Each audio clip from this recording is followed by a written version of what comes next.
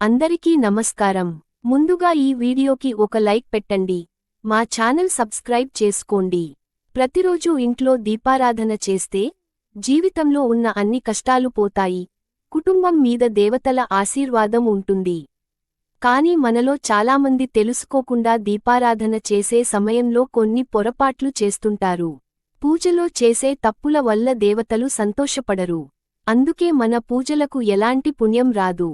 కాబట్టి మీ పూజలు ఫలించాలంటే పూజలో తప్పకుండా చేయకూడని తప్పులు ఏవి? ఎలా దీపారాధన చేస్తే రెట్టింపు పుణ్యం వస్తుంది? ఇలాంటి ఎన్నో విషయాలు ఈ వీడియోలో తెలుసుకుందాం. ముందుగా ఈ వీడియోకు ఒక లైక్ పెట్టండి. అంతేకాకుండా ప్రతి ఒక్కరూ ఓం నమః శివాయ అని కామెంట్ చేయండి. పూజలో ఉపయోగించే పూలు చాలా పవిత్రమైనవి. అందుకే పూజలో వాడే పూలు పొరపాటున నేల మీద పడిపోతే వాటిని పూజలో పెట్టకూడదు. అలాగే వాసన తక్కువ అయిన పూలను కూడా పూజలో వాడకూడదు. పూజ గదిలో పొరపాటున ఎండిపోయిన పూలు కూడా ఉండకూడదు. ఇక దేవుని పూజలో ఇచ్చే నైవేద్యం వేడిగా ఉండకూడదు. ప్లాస్టిక్ లేదా స్టీల్ గిన్నెలో దేవుని నైవేద్యం పెట్టకూడదు. ఇత్తడి ప్లేట్లోనే దేవుని నైవేద్యం పెట్టాలి. స్త్రీలు తలస్నానం చేసి జుట్టులో నీరు ఆరిపోయాకే ఇంట్లో పూజ చేయాలి. ఇంటి ముందు ముగ్గు వేయకుండానే ఇంట్లో దీపం వెలిగించరాదు. భోజనం చేసిన మీదటే దీపారాధన చేయకూడదు. పూజలో దేవుడి మంత్రాలు చదివేటప్పుడు తప్పు మంత్రాలు పలకకూడదు. మంత్రాలు తప్పుగా పలికితే పూజకు ఫలితం రాదు అంటారు వేద పండితులు. శివ పూజలో తులసి ఆకులు పెట్టకూడదు. బిల్వపత్రాలు మాత్రమే వాడాలి. గణపతి పూజలో కూడా తులసి ఆకులు వాడరు. ఇంట్లో దీపారాధన చేయాలంటే తప్పనిసరిగా తలస్నానం చేసుకోవాలి. అయితే ఆరోగ్యం కుదరని వాళ్లు తలస్నానం చేయలేకపోతే పాపిట్ల మీద కుంకుమ బొట్టు పెట్టుకుని పూజ చేసుకుంటే సరిపోతుంది. కాని మగవారు దీపం వెలిగించాలంటే తప్పక తలస్నానం చేయాలి. దీపారాధన సమయంలో అగ్గిపుల్లతో దీపం వెలిగించకూడదు.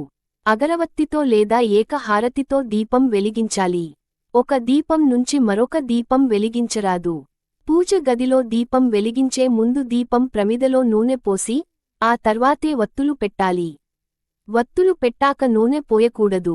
పూజ గదిలో దీపం వెలిగించిన తర్వాత దీపానికి కుంకుమ బొట్లు తప్పకుండా పెట్టాలి. ఇక దక్షిణ వైపు పొరపాటుగా కూడా దీపం వెలిగించకూడదు. దక్షిణ వైపు దీపం వెలిగిస్తే దారుణాలు వచ్చి కష్టాలు పడతారంటూ వేద పండితులు చెబుతున్నారు. పూజలో పసుపు, కుంకుమలను వేరుగా ఉంచాలి.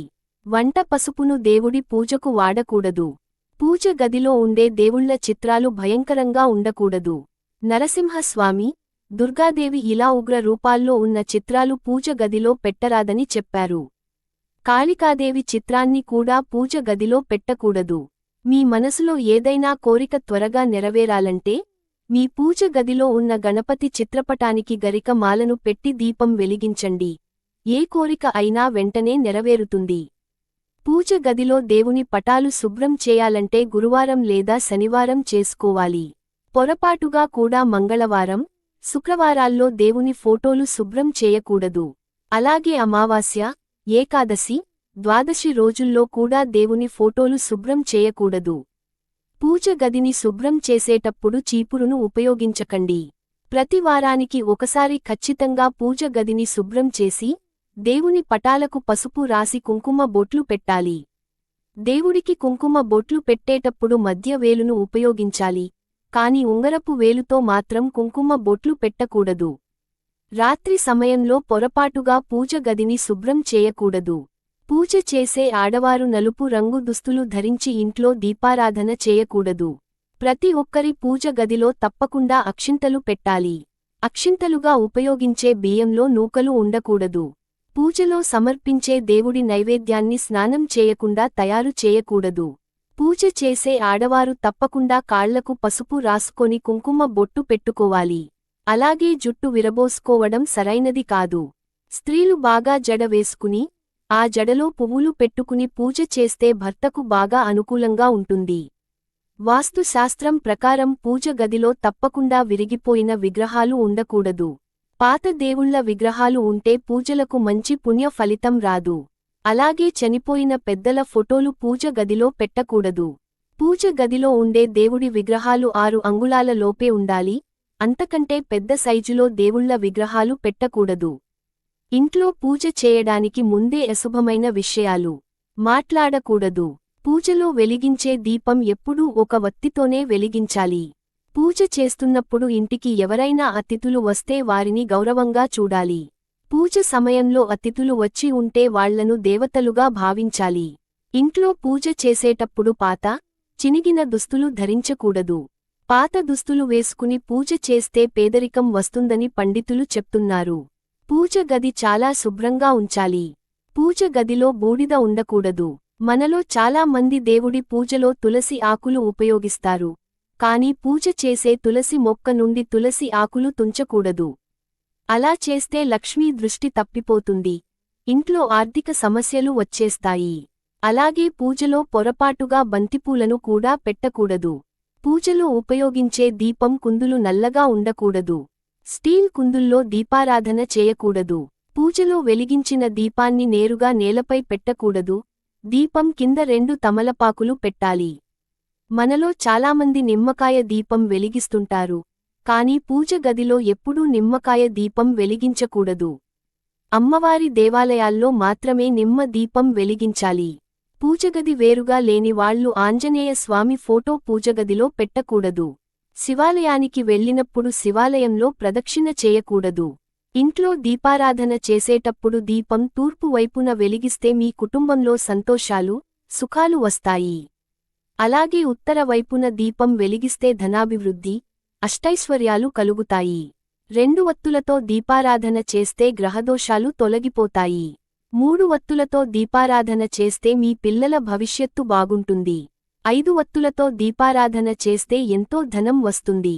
ఆవునెయ్యితో దీపారాధన చేస్తే లక్ష్మీ అమ్మవారి కటాక్షంతో మంచి భోగభాగ్యాలు వస్తాయి. కొబ్బరి నూనెలో దీపం వెలిగించి వినాయకుడిని పూజిస్తే ఆర్థిక సమస్యలు, అప్పుల బాధలు అన్నీ పోతాయి. మన కోరికలు నెరవేర్చే దేవుడు వెంకటేశ్వర స్వామి. పచ్చ కర్పూరం అంటే వెంకటేశ్వర స్వామికి చాలా ఇష్టం. కాబట్టి కుంకుమలో పచ్చ కర్పూరం పొడి కలిపి ప్రతిరోజు బొట్టులా పెట్టుకుంటే ఆ వెంకన్న ఎప్పుడూ మిమ్మల్ని రక్షిస్తాడు. అలాగే ప్రతి మంగళవారం కర్పూరంలో లవంగాలు వేసి మీ ఇల్లు మొత్తం పొగవేస్తే ఇంట్లో ఉన్న నెగిటివ్ ఎనర్జీ అన్నీ పోతాయి. ఇంటి గేటుని లక్ష్మీదేవి లాగా చూసుకోవాలి. గేటు పైకెక్కి ఇంటికి అడుగు పెట్టకూడదు. అలా చేస్తే మీ ఇంటి సొత్తులు నష్టం అవుతాయి. అంతేకాకుండా ఇంటి గుమ్మానికి ముందు చెప్పులు పెట్టకూడదు. ఇంటి ముందు చెప్పులు ఉంటే మీ ఇంటి లక్ష్మీదేవి బయటికి పోతుంది. ఉదయం బ్రహ్మ ముహూర్తంలో దీపం వెలిగించి పూజ చేస్తే మీ పూజకు రెట్టింపు పుణ్యం వస్తుంది. లేదంటే తెల్లవారుజామున పూజ చేయలేనివారు సాయంత్రం దీపం వెలిగిస్తే కూడా పూజకు రెట్టింపు పుణ్యం లభిస్తుంది. మరి ప్రతి ఇంటి ముందు తప్పకుండా తులసి మొక్క ఉండాలి. ప్రతిరోజు తులసి మొక్క చుట్టూ తిరిగితే మీ ఇంటి ఆదాయం గట్టిగానే పెరుగుతుంది. ఆర్థికంగా బాగుంటారు. సంతానం కోసం ఎదురు చూస్తున్న వాళ్లు గోపాల సహస్రనామం చదివితే పిల్లలు కలుగుతారు.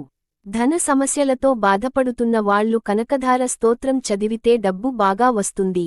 మీ ఇంటి ముందు వచ్చిన మూగ జంతువులకు తప్పకుండా ఆహారం పెట్టాలి. లేకపోతే 7 జన్మల దారిద్రం పడుతుంది.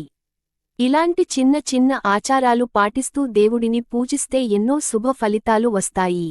ఈ వీడియో నచ్చితే లైక్ చేసి సబ్స్క్రైబ్ చేయండి. ఓం నమః శివాయ.